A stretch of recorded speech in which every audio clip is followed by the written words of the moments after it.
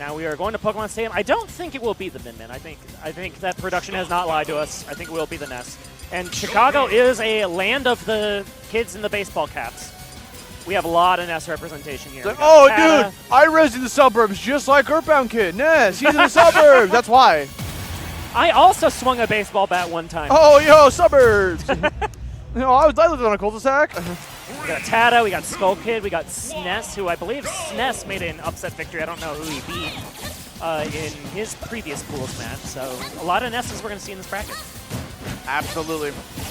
Now, out the gate, this matchup is definitely going to be Sky trying to avoid getting grabbed by Skull Kid, because Ness gets so much mileage out of grabs. At low percentages, it leads into big combos. At high percentage, it leads into a back throw death. Like, the grab is like the #1 thing you've got to be on the lookout for against the likes of Ness. Good news is Joker pretty good at playing around grab. Has a lot of ways to mix up on the shield, a lot of ways to drink in. Like we've seen that down air a couple of times already. It's just so ambiguous where he lands with it sometimes. He's a very slippery character. But right now, no grabs have even been attempted yet because Skull Kid has recognized that, okay, you're wanting to jump a lot. And guess what? Ness's aerials are something you've got to contend with. And so far, he is knocking this Joker away and able to sneak by the yo-yo. I was actually really worried for Sky on that recovery because the recovery famously worse when Arsene is in play. Easier to snipe it on the top of the head. Yeah, it felt a little bit more scary, but we're going to catch that falling fastfall with an up smash. With the help of Arsene, going to be able to seal out that first knockout. Get the very last breaths of Arsene sneaking around just in time to kill the Skull Kid off the top. And now Skull Kid's got to work. Look at how patiently Sky can play here with these advancing guns.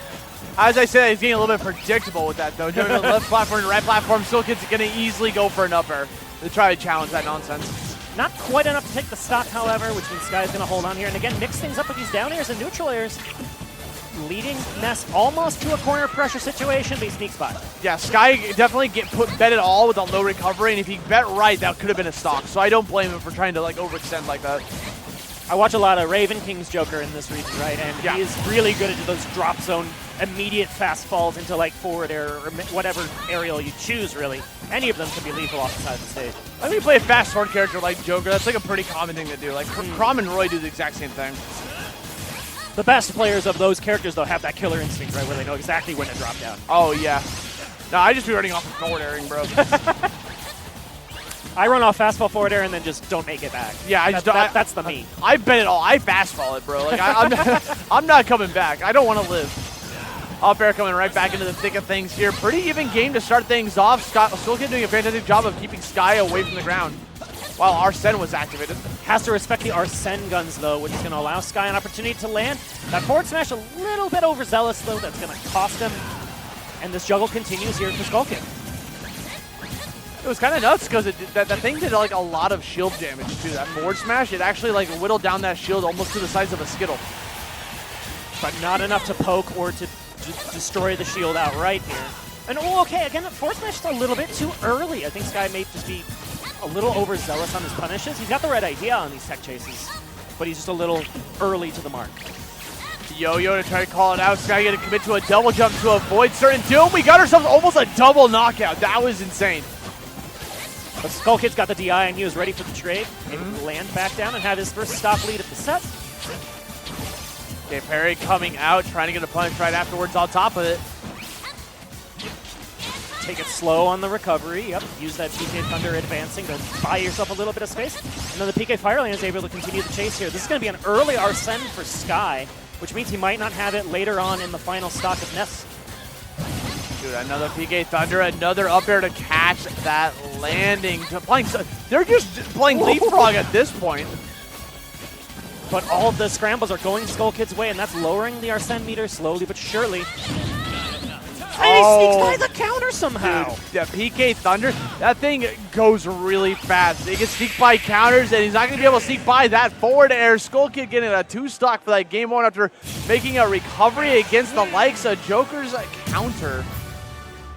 The reflector. Yeah, that incredible gameplay from Skull Kid, finding a way past the last moments of Arsene. Again, would almost bought Sky a very important stock, but instead, as soon as that counter missed, Skull Kid was ready to punish on the backside. As we jump into game number 2 here, Sky's got to be thinking about like what we're going to do here for the stage counter picks, right? Because with Ness specifically, He likes a lot of the stages. Any stages with platforms he adores because it allows him to get extensions onto the ladder combos. So wouldn't be shocked if we try to like limit the amount of platforms or we just turn it into no platforms whatsoever. There we go. Going to go with the limit option here. Make it up close and personal. Only one platform for you to be able to jump off of. I think FD would have been a ban, probably. Ike? Oh, this really is Raven King 2. We're going from Joker to Ike. Well, he kind of looks like him, too. Legit. Okay, so Ike, character that we obviously saw a lot of in 2018, early 2019 maybe. But ever since Leo played him, I haven't really seen too much like representation from this character in like the later parts of any bracket. And for good reason, right? He's combo fodder. Raven King went through that phase for a long time where he was learning Joker, right? But he would still pick Ike when like his back was against the wall and he wanted to get the win. One of the best things that Raven King did was just completely drop Ike and then commit to the Joker right now. And now his Joker's level up so much as a commensurate response to that. So, but let's see if this Ike can really get something started here in game one. So far, yeah, this is like the first real combo he's landed. The rest has just been kind of scraps. All he knew was the down tilt. I mean, if you... Oh, that was really... He didn't commit to it. If he would have hit himself, I'm pretty sure that would have collided. The back hit of that nuclear, almost enough to KO. Another side B. Oh, we were spamming Nair too hard! We drew that Nair so much that we fell to our doom. It's a good button, Aussie. You wanted to press the fastball Nair button. Oh, speaking of good button, that up air, the credit card swipe with a vengeance, it's a really good kill option. You can combo into it very easily with a lot of Ike's tools, whether it's down tilt, Nair, you name it. But now we're going to be falling out of this Nair combo zone, right? 116, 120% no longer going to work. But just let the up smash rip, apparently. That's my anti-air choice. Get the hell out of the sky. Come back down to the ground and bite me like a man. I think Ness is going to jump, was the thought process. Yes. I think a jump's coming my way. I mean, a Ness running the jump could have fooled me. I know, right? Wild. Famously grounded character, Ness from Earthbound.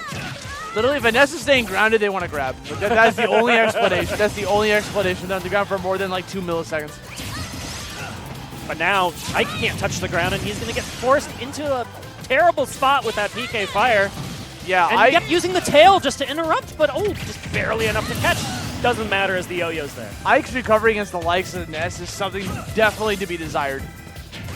He just has so many tools to be able to just nick him out of the air, you know? I love using the soft tail of the PK Thunder specifically to try and interrupt that and mess up the timing. Maybe catch a mash for your trouble. Okay, where's Sky going? Dude, ledge dropping Nairs like crazy. Sky's definitely keeping this more competitive here. More Nairs, more up airs as follow-ups. Needs one more confirm. He could definitely get this finisher here. Knock away the Ike with the PK Thunder, and that's going to buy you the stage and the time you need to recover. Let's see. It's going to just be a forward air or two, but a good parry on the back end of Sky. Tries to get back to center. And again! Another up smash. Good lord. I thought the Nairs were doing good work here, but then the second he stopped doing the Nairs, started getting hit a lot, but then goes for the up smash to take away that second stock. Now is the time to be scared. If you're Skull Kid, you are shaking in your skeleton body, bro, because things are going to be very spooky here for a second.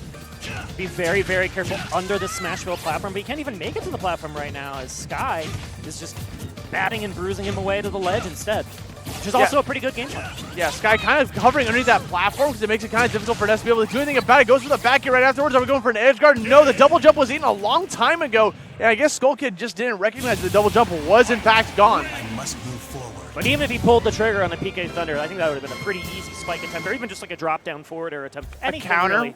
Anything in the world. Yeah, counter's even safer. Anything in the world could have KO'd that Ness in that spot. So looked like an SD, because it kind of was, but also, I mean, it's Ness. He definitely thought he had double jump. Like, because like I saw the point when double jump was lost. It was on the platform middle Smashville. I saw the animation for the jump start to come out, and then he got nicked out of it. You know. So to game 3 we go. It is going to be back to Stadium 2. Big, wide open stage, Ness's comfort pick. And it's going to be a lock-in for Ike. I guess it could switch back to Joker if you felt like it was right.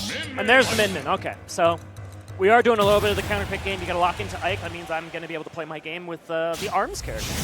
That is absolutely right. We were just talking about this character a little bit earlier on, but this character kind of different from the rest of the cast, right? Not really having the special button as an access, instead controls one of the arms. So A button controls one, B button controls the other. And you're able to like kind of like make them synchronize to get combos. And so Skull Kid is going to play this really long-range game versus Sky's Ike here. When Sky gets in the zone, he's going to be able to go for those big combos.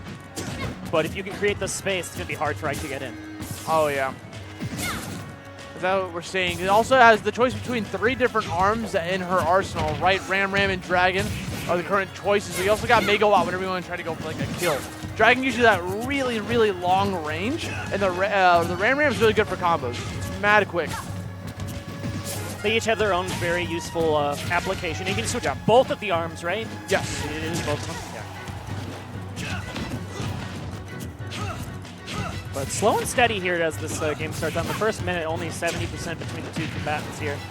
That neutral air, though, is going to send Ike all the way across Stadium and reset the pressure spot. Trying to do min-min yet again. That Ram coming in clutch, rolling right in through the competition. There's the Megawatt that we're talking about. I'll just switch over that because we saw potential kill opportunity. Wants to go for a little bit quicker option. Has the grab ready to rock. That's a tether grab technically, though, so you're going to get easily punished right after. A pretty laggy tether grab at that, too. Yeah, these switches to the Megawatt are perfectly timed at the moment for Skull Kid. He hasn't missed one yet. That was the first Megawatt arm that has missed. Yeah. I mean, you got to be able to like make sure it's going to swing. But now, speaking of swing, Sky is swinging for the heavens with that forward air. Yeah, great catch from Sky. Again, you can take advantage of the opportunities when you have them, and Sky was absolutely able to do so. But the up smash on the back swing here for Skull Kid will even this up 2 stocks apiece. Coming right back in, tries to go for a down air, but these swings from Sky are going to stop all of their approaches in its tracks. But Skull Kid gets one Dragon Arm to connect, and that means he's able to reset the situation, reset the spacing, stop that quick draw. You do not get the quick draw in on me for free. Ooh, I wonder if that was supposed to be a pivot grab instead of a spot dodge. Could have been. Like the Z button gets a weird dodge attack or something. I don't know. There's also a moment where like the Dragon Arm actually got the kill from the middle of the stage when he was on the right side. It speaks volumes for the range on that move. Tether recovery going to work out brilliantly for Skull Kid. You can go pretty low with that, right? It has pretty high vertical range, but not much horizontal. Doing a lot of foxtrots right now with the Megawatt. Definitely on the lookout for the kill, causing Sky to play a little bit more cautious in this matchup. And Megawatt was on the Nair, perfectly timed to send this Ike all the way to the other side of Pokemon Stadium. And, okay, how's he going to get in, and what's he going to do with it? Not too much. I think he looked for a roll the other way, and then caught on the platform for a Megawatt forward air. Coming right back into it. Here we go. There's all you need. Can't finish it off with the character card swipe. Needs one more setup just like that to be able to finish off the second stock. Skull Kid just resetting space here. Yep, Ram fully charged. Send this Ike as far away as possible and chip away, chip away. The last bit of fire breath there. Oh, the Ram again one more time. Charging up this time from maximum distance. Unfortunately, that up B was used a little bit too low.